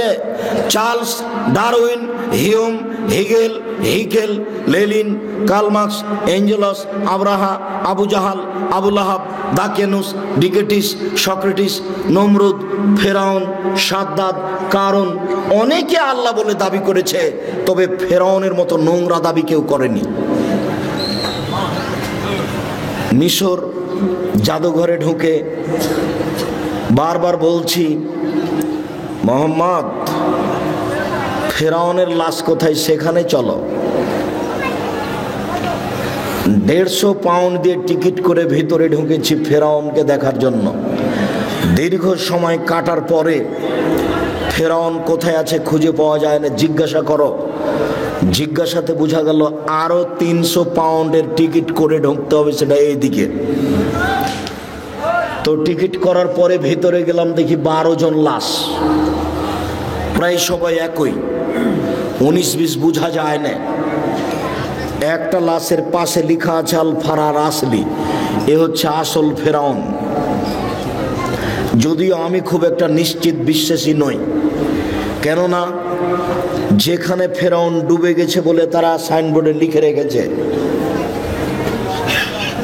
আমি বক্তব্যে যখন বলেছি জায়গাটা না দেখার আগে, তখন আমার কাছে একটা অস্পষ্ট ছিল। আমি বলেছি কাল আসাব মুসা ইন্দাল্লাহ মুদরাকুন, মুসার সঙ্গী সাথী বললেন আমরা বন্দী, ফেরাউন আমাদেরকে ধরে নিয়েছে। কেন? ডানে ফেরাউন, বামে ফেরাউন, পিছনে ফেরাউন, সামনে সাগর। মুসা আলাইহিস সালাম দৌড়িয়ে পালাচ্ছিলেন, পালাতে পালাতে সামনে সাগর পড়েছে। তো এখন ডান দিকে বাম দিকে পিছন দিকে ফেরাউন আছে, সামনে সাগর, বাঁচার কোনো পথ নেই। তাই সাহাবীগণ বলছেন আমরা আটকা পড়েছি। তখন মুসা আলাইহিস সালাম বলছেন কাল্লা, কখনো নহে, অসম্ভব হতে পারে না, মুসা আমাকে ধরতে পারো না। বলো কি তুমি? ইন্না মাইয়া রাব্বি, আমার সাথে আমার প্রতিপালক রয়েছেন, সেদিনই তিনি আমাকে পথ দেখাবেন। তোমরা বলো কি ফেরাউন আমাকে ধরে নিবে? মানে কাল্লা, কখনো নহে, অসম্ভব, এটা হতে পারে না, ফেরাউন আমাকে ধরতে পারে না। কেন? ইন্না মাইয়া রাব্বি, আমার সাথে আমার প্রতিপালক রয়েছে, সেদিনই তিনি আমাকে পথ দেখাবেন। মুসা নিজেও জানেন না পথ কি হতে পারে, কোনো পথই নাই। পথ কি আছে? কোনো পথই নাই। সামনে কুলজুম সাগর, যার শুরু শেষ বোঝা যায় না। কিসের বলছেন যে অসম্ভব হতে পারে না আমাকে ফেরাউন ধরতে পারেন? এটা তার ইমান, এটা তার ইমান, তার ইমান বলছে ফেরাউন আমাকে ধরতে পারেন, এটা অসম্ভব। তা আমার একটু বুঝতে বাকি ছিল। আমি আয়াতের উপরে বলেছি, সেই জায়গাটা যদি ঠিক হয়, তো এখন দেখা যাচ্ছে যে কুলজুম সাগরের পাশ দিয়ে দৌড়াচ্ছেন আর পিছনে পিছনে ফেরাউন আসছে। এবার হঠাৎ করে সাগরের পাশে পাহাড় হলো এরকম মুখের উপরে, এই পাহাড়ের উপরে উঠা যাবে না।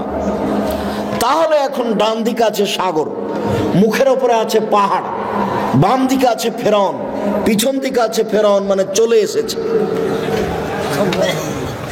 আবার এখানেই ফেরাউনকে পাওয়া গেছে, সেখানে তার সাইনবোর্ডে লেখা আছে আল্লাহ আলাম। লাশ দেখে তেমন বোঝা যায় না, তবে মাথার পিছনের দিকের চুলটা মনে হচ্ছে যে পেকে সাদা হয়ে আছে, এখনো চুল আছে। অন্যান্য লাশের তেমনটা বোঝা যায় না। আর হাতগুলি দেখে মনে হচ্ছে যে কুষ্ঠরোগ সাদা সাদা ভাব। অন্য হাতগুলি সব কালো হয়ে আছে, মমি দিয়ে কালো করা আছে। 12টা লাশ একসাথে আছে, 3টা মহিলা আর 9টা হলো পুরুষ। মিশর জাদুঘরে। সম্মানিত দিনী ভাই বোন, সবচেয়ে বদ মানুষ ফেরাউন। পৃথিবীর ইতিহাসে ফেরাউন যত বড় বদ, এত বড় বদ পৃথিবীর ইতিহাসে কেউ নেই। ফেরাউনই বলেছিল আনা রাব্বুকুম আলা, আমি হচ্ছি তোমাদের সবচেয়ে বড় প্রতিপালক আল্লাহ। ফেরাউনই বলেছিল মা আলিমতু লাকুম মিন ইলাহিন গায়রি, মূসা আমি ব্যতীত আর কোনো মাবুদ আছে কথা আমি জানি না। ফেরাউনই বলেছিল লাইন ইত্তাখাযতা ইলাহান গায়রি লাজালান্নাকা মিনাল মাসজুনিন, মূসা যদি আমাকে বাদ দিয়ে আরো কাউকে আল্লাহ বলে দাবি করো, আমি ফেরাউন তোমাকে জেলখানায় বন্দী করে দেব। ফেরাউনের ভাষা অনেক কঠিন। তো বের হবে আলী, তারা বেশি বেশি সালাত আদায় করবে, বেশি বেশি সিয়াম পালন করবে, বেশি বেশি তাসবিহ তাহলিল জিকির আজার করবে। তোমাদের ইবাদত তাদের কাছে কিছুই নয়। আলী শোনো, ইন্নাহুম তাজিদুনা, তোমরা যদি তাদের পাও ফাকতুলহুম, তাদের কুরবানি করো, ওয়াইনাম লাযরা মান কাতালাহুম, যারা তাদের হত্যা করতে পারবে তারাই সবচেয়ে বেশি নেকি পাবে। ওরা সবচেয়ে বেশি বড় নামাজি, তারা বেশি বড় রোজাদার, তারা তাসবিহ গণনা করে বেশি, মেশিনে তাসবিহ গণনা করে, মেশিনে তাসবিহ। এই ছেলে, কিসে তাসবিহ গণনা করতে হবে? আঙ্গুলে। কেন? আঙ্গুল বিচার মাঠে সাক্ষী দিবে, কথা বলবে। মুরব্বী আব্দুর রাজ্জাক, শোনো বাবা, আমি মুরব্বী মানুষ, আমার বয়স 80, আমি যদি আঙ্গুলে তাসবিহ গণনা করি খালি আমার ভুল হয়, তো আমি কি তাসবিহ দানায় তাসবিহ গণনা করতে পারি? না। মরা পর্যন্ত যদি একদিনও ঠিক না হয় তবু নেকি পাবেন। কেন? আঙ্গুলে তাসবিহ গণনা করা কার নির্দেশ? মুহাম্মদ সাল্লাল্লাহু আলাইহি সাল্লামের। আমি ঠিক করলাম কি ভুল করলাম আমি তার নিজে থেকে করিনি। তাসবিহ দানায় তাসবিহ গণনা করলে তাসবিহ কথা বলবে না, মেশিন কথা বলবে না। রাসূলকে অপমান করে জান্নাত কেনার চেষ্টা করিয়েন না। সম্মানিত দিনী ভাই বোন, আমি বলিনি যে আপনি, তবে আল্লাহ রাসূল বলেছেন এক শ্রেণীর নামাজিকে তোমরা হত্যা করো। হাদিস বুখারী মুসলিম। এই হাদিস বুখারীতে 18 বার এসেছে। এই হাদিস বুখারীতে কতবার এসেছে? 18 বার এসেছে। শুধু তাই বলেনি, তাদের বলেছেন তোমরা হত্যা করো, আদ সামুদের মতো হত্যা করার মতো করে, একেবারে মায়েরা একাকার করে দাও। আরে আমি নামাজ পড়লাম তারপরে অবস্থা, তাহলে বোঝা যাচ্ছে যে নামাজ রাসূলের না হলে কবুল হবে না। তাহলে একটু দেখি কিভাবে। সাল্লু কামা রাআইতুমুনি উসাল্লি, পৃথিবীর মানুষ তোমরা সালাত আদায় করো যেভাবে আমাকে সালাত আদায় করতে দেখছো। তো এখন কি মুহাম্মদ সাল্লাল্লাহু আলাইহি ওয়াসাল্লাম বেঁচে আছেন?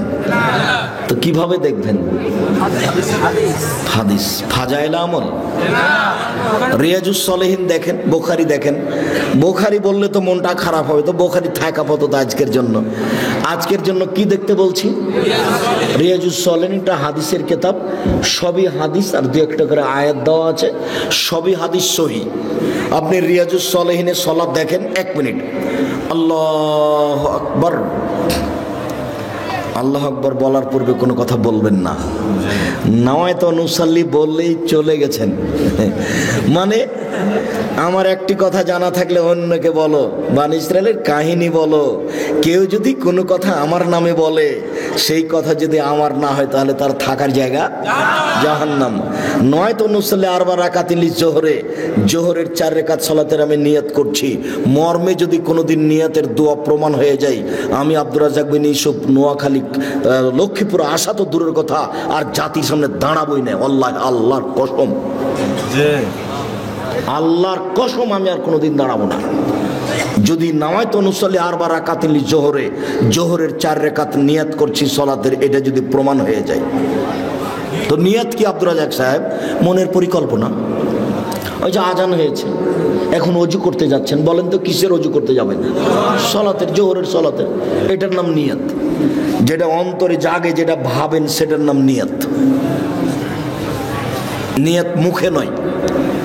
আমার একটি কথা জানা থাকলে অন্যকে বলো, বনী ইসরাইলের কাহিনী বলো।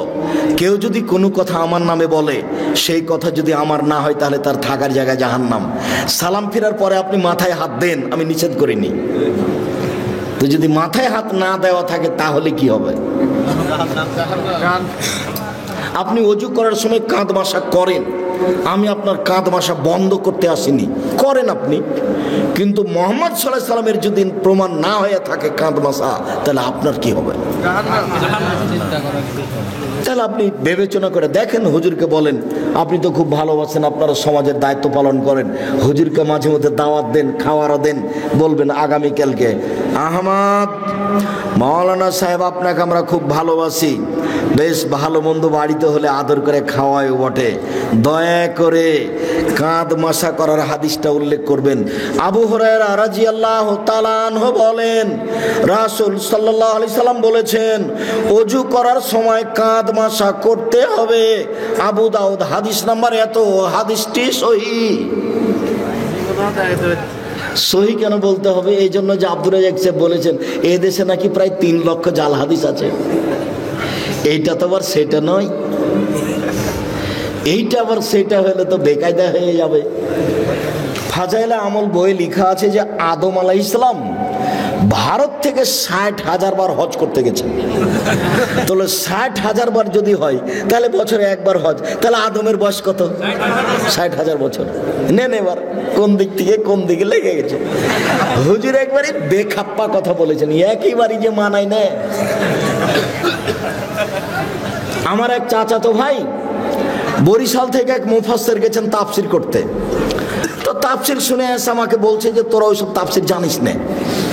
আচ্ছা কি তাফসীর একটু বলেন, তোরা ওগুলো জানিসই না, কিছু তো বলবেন, সেটা কি তোরা জানিস না? তো আচ্ছা বলেন শুনি। তো বলছে শোনো, আদম আলাইহিস সালাম ঘুম থেকে উঠে দেখছেন পাশে একজন সুন্দরী মহিলা, তো হাত বাড়ালছেন, তখন ফেরেশতা বলছেন থামেন। তো আদম আলাইহিস সালাম বলছেন কেন? বলে মোহর দিতে হবে। মোহর কি? বলে মুহাম্মদ সাল্লাল্লাহু আলাইহি সাল্লামের উপরে 1000 বার দরুদ পড়ে দিতে হবে। কোরআন মাজিদে সূরা বাকারাতে আল্লাহ বলেছেন যে আমি আদমকে সব কিছু শিখিয়ে দিয়েছি, সব কিছু। তো বউকে কিভাবে হালাল করতে হবে সেটাই তিনি জানলেন না? আরে নিজের বউকে হালাল করাই জানলেন না? শুনুন, কিয়ামত পর্যন্ত মুফাসসির সাহেব এই তাফসীর প্রমাণ করতে পারবে না। এদেশে একটা বই পাওয়া যায়, বইয়ের নাম তাফসীর কি মিথ্যা হতে পারে? মানে জিজ্ঞাসাবোধক নাম, ওই বইয়ে যা তাফসীর আছে সবই মিথ্যে। বইয়ের নাম কি? তাফসীর কি মিথ্যা হতে পারে? কোনোদিন দেখেছেন বইটা? জি, এইখানে আছে কি না আমি তা জানি না,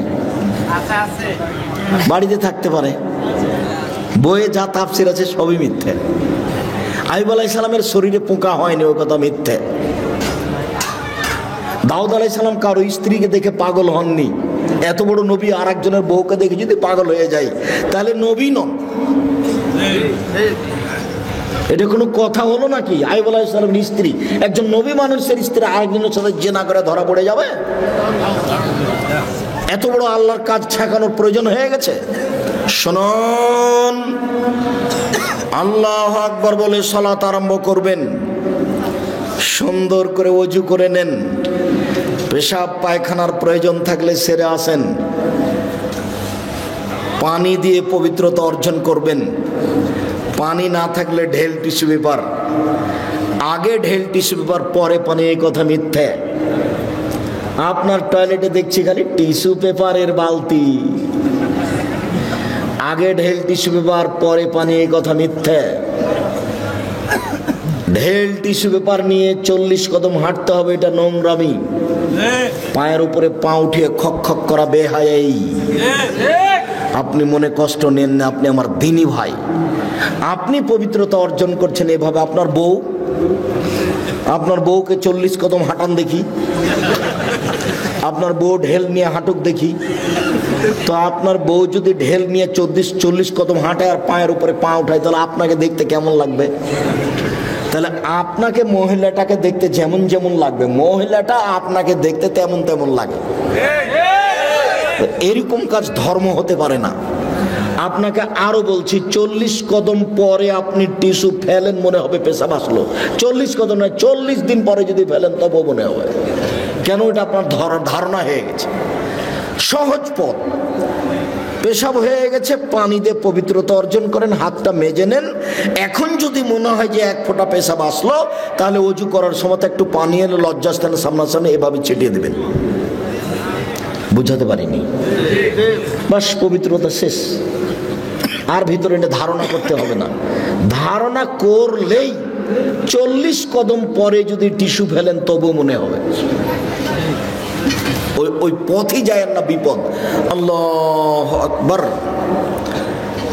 ডান হাতের কবজি বাম হাতের কবজির উপরে রাখবেন, 2 পায়ের গোড়ালি জমা করবেন না।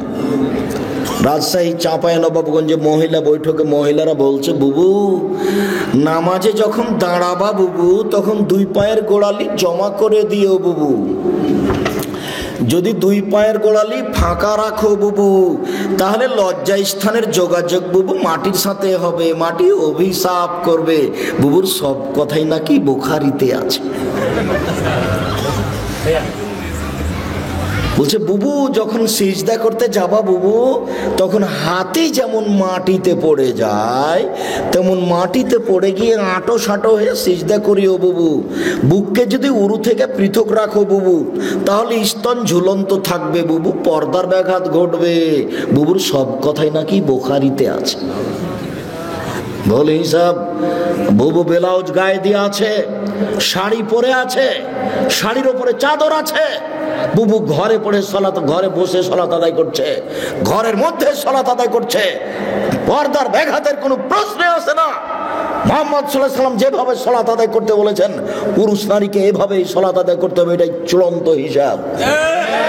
পৃথিবীর কোনো মানুষের সালাত আদায়ের জন্য ব্যতিক্রম কোনো প্রমাণ হবে না। সহিহ হাদিস দ্বারা প্রমাণ পেশ করতে হবে, অন্যথায় যা করেছি ভুল হয়েছে। এখন যা দেখছি বাস্তব সেটাই করতে হবে। আল্লাহু আকবার। আল্লাহু আকবার বলার সময় এরকম করতে হবে না, আল্লাহু আকবার, এটা চলবে না। আল্লাহু আকবার, এটা চলবে না। আল্লাহু আকবার, এটা চলবে না। তাহলে এটাও চলে না, তাহলে এটাও চলে না, তাহলে এটাও চলে না। তাহলে কি করতে হবে? কাঁধ সামনাসামনি, একাধিক হাদিস দেখেন, কাঁধ সামনাসামনি, আল্লাহু আকবার, কানের লতি সামনাসামনি, একটু উপরে, আল্লাহু আকবার, সামনাসামনি। হাদিসের শব্দ সামনাসামনি। আপনাকে আমি কি দিয়ে বুঝাই? কেন আপনি আঙ্গুলটা এখানে নিয়ে আসলেন? কেন আপনি এরকম করতে গেলেন? কেন আপনি এরকম করলেন কেন? আল্লাহু আকবার। ডান হাতের কবজি বাম হাতের কবজির উপরে রাখেন, সহিহ হাদিস। বাহুর উপরে বাহু রাখেন, সহিহ হাদিস। বাহুর উপরে বাহু রেখে যদি ছেড়ে দেন, তাহলে বুক থেকে একটু নিচে যাবে, পেটের উপরে থাকবে। আর কবজির উপরে কবজি রেখে বুকের উপরে রাখেন, 5টা সহিহ হাদিস। কবজির উপরে কবজি রেখে একেবারে ছেড়ে দেন নাভির নিচে, 3টে জাল ও জয়ীফ হাদিস। আপনাকে আমি মানার জন্য বাধ্য করিনি। তবে কেউ যদি বলে যে নিচেও বাঁধা যাবে, তো তাকে বলবেন যে জীবনে কোনোদিন উপরে কি বেঁধে দেখেছেন? কথা বুঝাতে পারিনি, বলেই দেখেন আপনি। আমি কোনোদিন মাযহাব নিয়ে আলোচনা করিনি। আমাকে যদি কেউ জিজ্ঞাসা করেছে মাযহাব মানা যাবে কি, তখন আমি বলেছি বিচারের মাঠে আল্লাহ যদি ইমাম আবু হানিফা রাহিমাহুল্লাহকে বলেন যে তুমি কি কাউকে বলেছিলে যে আমাকে মেনে চলো, তাহলে ইমাম আবু হানিফা যদি বলেন না না না না আমি কাউকে মানতে বলিনি, তাহলে আপনার কি হবে? আমি উত্তরে এইটা বলেছি। আমি মানা যাবে না যাবে এই কথা বলিনি। ওনাকে যদি আল্লাহ জিজ্ঞাসা করেন তো উনি কি বলবেন সেটা। আর আপনাকে আমি বলেছি যে 4টা মাযহাব মানতে হবে, এটা আপনি বলছেন, আর চিরদিনই একটা মানলেন, তো আর একটা আপনার এত বড় শত্রু হলো কেন? আর একটা মেনে দেখলেন না একদিন?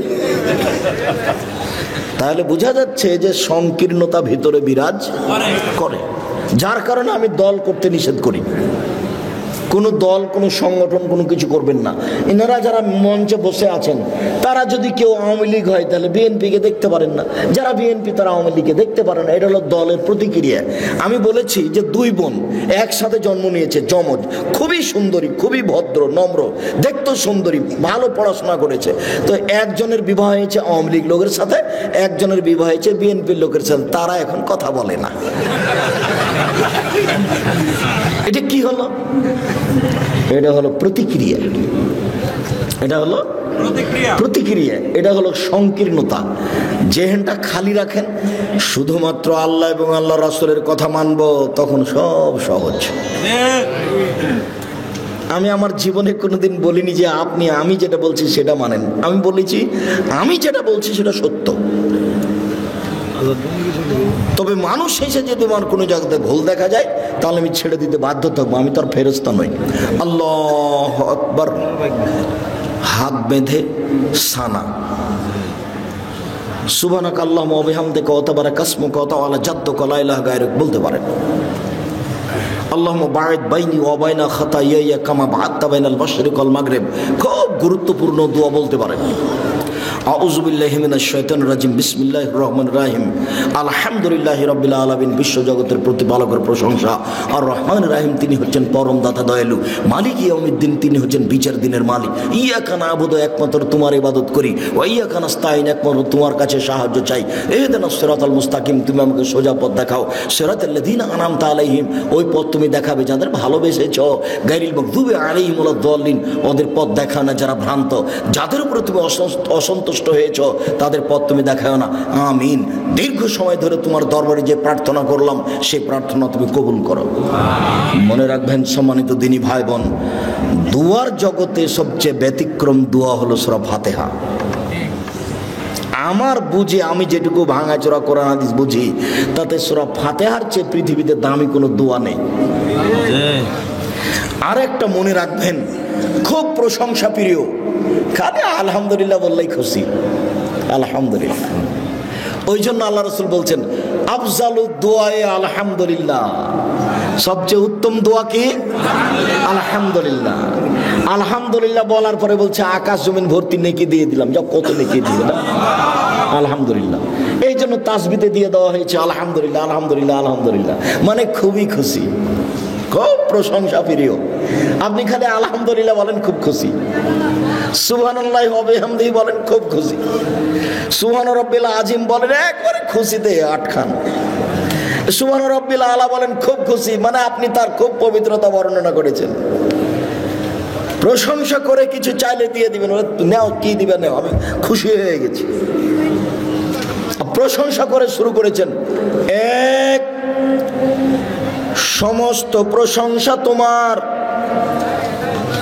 আর রহমানের রহিম, পরম দাতা দয়ালু তুমি, মালিক ইয়াউমিদ্দিন, বিচার দিনের মালিক তুমি, ইয়াকা না'বুদু, একমাত্র তোমারই ইবাদত করি, ওয়া ইয়াকা নাস্তাইন, একমাত্র তোমার নিকটে সাহায্য চাই, ইহদিনাস সিরাতাল মুস্তাকিম, তুমি আমাকে সোজা পথ দেখাও।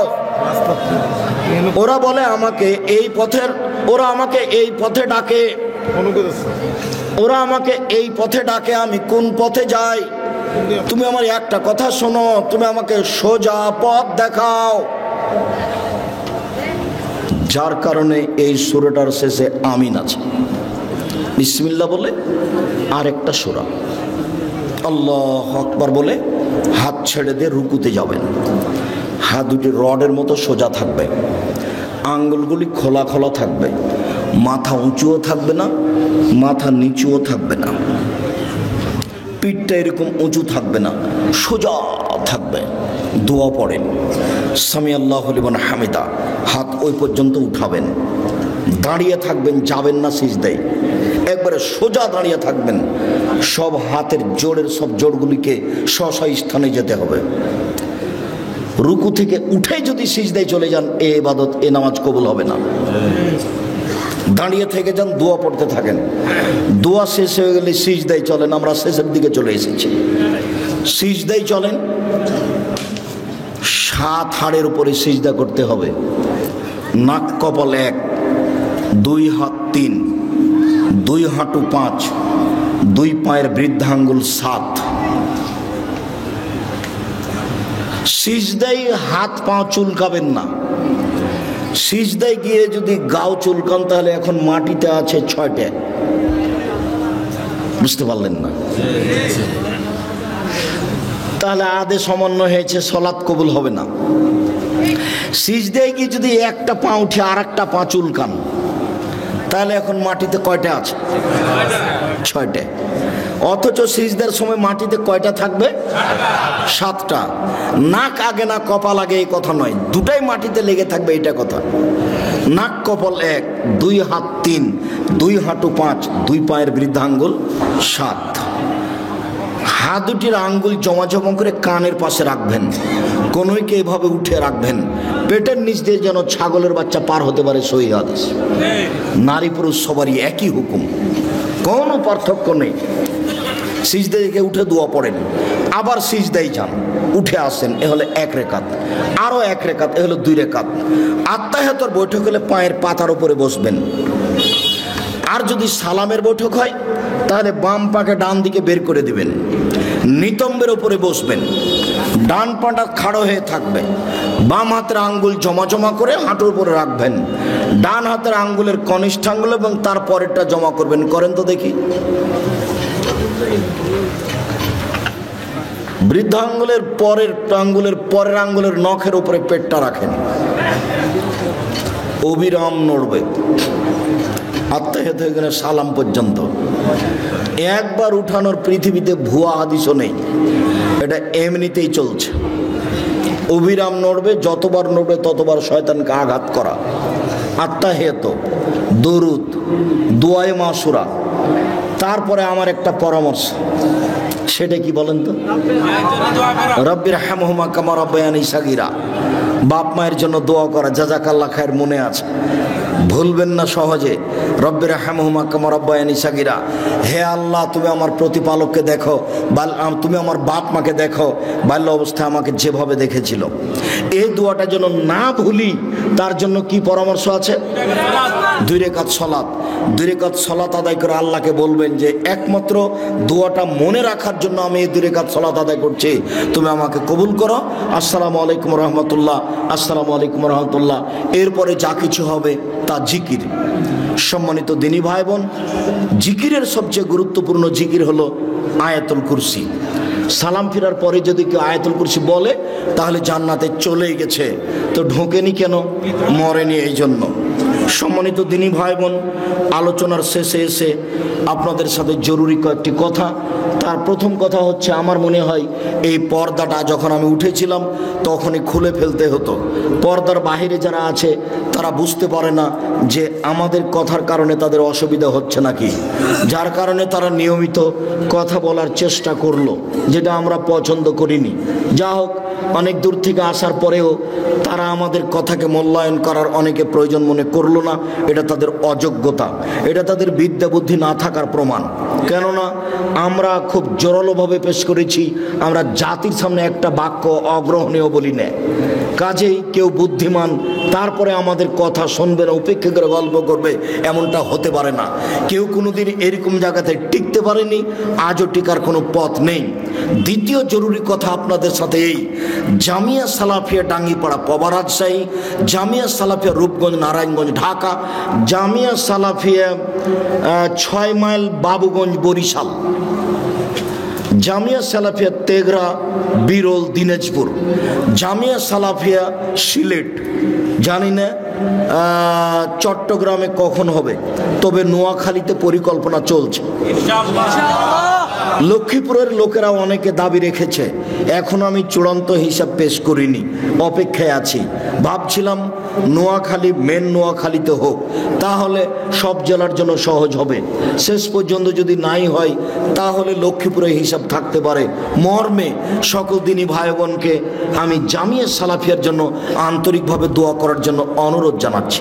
আমার মনে বড় সাধ, এদেশের মাটিতে আমি উন্নত মানের প্রতিষ্ঠান গড়ে, উন্নত মানের বাংলা, ইংরেজি ইংরেজি আরবি শিক্ষাদানের মাধ্যমে অন্যায়ের বিরুদ্ধে লড়বো, মুখে কলমে মিডিয়ায় ইনশাআল্লাহ আমি লড়বো ইনশাআল্লাহ। সম্মানিত দিনী ভাই বোন, মর্মে আপনাদের সামনে জামিয়া সালাফের পক্ষ থেকে মুখে যেমন বলি তেমন একটা কলম পেশ করতে চাই আপনাদের সামনে। সেটা হলো মাসিক আল ইতিসাম পত্রিকা। তাতে আছে 10 জন মুফতি, তাতে আছে 10 জন গবেষক, তাতে আছে 14 জন কর্মচারী। ব্যয়বহুল খরচের পত্রিকা মাসিক আল ইতিসাম পত্রিকা। 50টা প্রশ্নের উত্তর থাকে। সব দিনই ভাই বোনকে আজকে শুধু নয়, নিয়মিত একটা করে পত্রিকা সংগ্রহ করার জন্য অনুরোধ জানাচ্ছি। আর আব্দুল্লাহর বই লেখা রিজিক, ব্যতিক্রম বই রিজিক, সম্ভবত দাম ৭৭ টাকা। আপনার রুজিতে বরকত হয় না কেন, বা রুজি বেশি হবে কি করে? হাদিস ভিত্তিক অনেক দলিল পেশ করেছে আব্দুল্লাহ। বইয়ের নাম রিজিক। আব্দুল্লাহর বইটা যদি থাকে মিন্নাতুল বারি আছে কিনা আমি জানি না। বাংলার ব্যতিক্রম ব্যাখ্যা মিন্নাতুল বারি। আরবি ভাষাতে এমানের ব্যাখ্যা বের হয়েছে তা আমার জানা নাই। এই হিসাবে ব্যতিক্রম বুখারীর ব্যাখ্যা মিন্নাতুল বারি।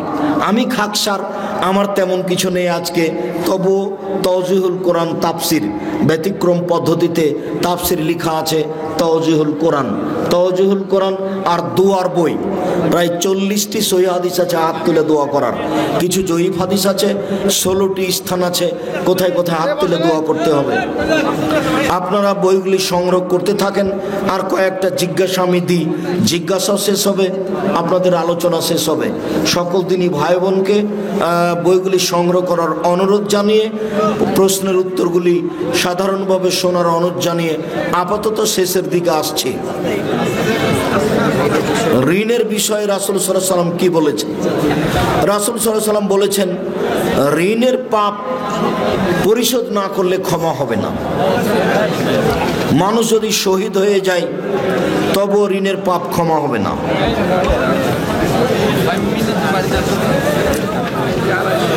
জুম্মার 2টা আজানের বিধান কি? 2 আজান বিদাত, 1 আজান সহিহ হাদিস। 2 আজান উসমান রাদিয়াল্লাহু তাআলা কি বেদাত করেছেন? না, উসমান রাদিয়াল্লাহু তাআলার ইজতিহাদ। যদি ইজতিহাদ প্রয়োজন হয় তাহলে মানতে হবে, প্রয়োজন না হলে এই ইজতিহাদ সেই কালে আব্দুল্লাহ ইবনে উমর নাকচ করেছে। জাকির নায়েক সম্পর্কে কিছু বলুন। জাকির নায়েক বড় পণ্ডিত মানুষ, সঠিক আকীদার মানুষ। জাকির নায়েকের কথা গ্রহণীয়। দেখেন দলিল সহ হলে অবশ্যই গ্রহণ করবেন। মৃত ব্যক্তির জন্য কুলখানি কোরআন খতম 43 কি যায় জিনা কাবিরা গুনহা। মৃত ব্যক্তির জন্য কোরআন খতম করা যাবে না। মুখে দোয়া করতে হবে, অর্থের দান করতে হবে। রাসূলুল্লাহ সাল্লাল্লাহু আলাইহি সাল্লামকে রুহানি পিতা বলা যাবে কি জিনা? এগুলো হচ্ছে ধর্মের নামে বিকৃত কথা।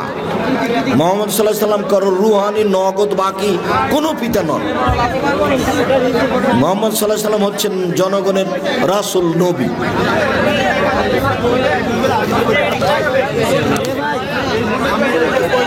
আমি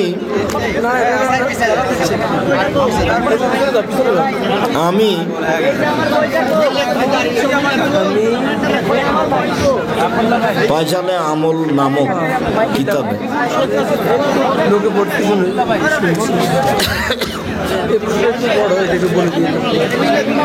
প্রিয় শায়েখ, আমার প্রশ্নটা একটু ঝামেলার। আপনার নিকট অনুরোধ, একটু বিস্তারিত ভেঙে উত্তর দিবেন। বিদ্যুতের খুঁটি থেকে অবৈধভাবে বিদ্যুৎ ব্যবহার করেছি, এখন বুঝতে পারলাম জনগণের সম্পদ নষ্ট করেছি। এখন আমি যে পরিমাণ বিদ্যুৎ আনুমানিক ব্যবহার করেছি এখন তার মূল্য থেকে কিছু বাড়তি টাকা বিদ্যুৎ অফিসে যদি GM বরাবর পরিশোধ করি বিদ্যুতের উন্নয়নের কাজে লাগানোর জন্য, তাহলে আমি কি জনগণের ঋণ মুক্ত হব? আপনি বিদ্যুৎ অন্যায়ভাবে ব্যবহার করেছেন এটা বলতে চান না, আপনি এই কথা গোপন রেখেই কিছু পরিমাণ টাকা বিদ্যুৎ খাতে দিয়ে দেন যে আমি এই টাকাটা দিয়ে দিলাম, বিদ্যুৎ খাতে আপনারা ব্যবহার করবেন।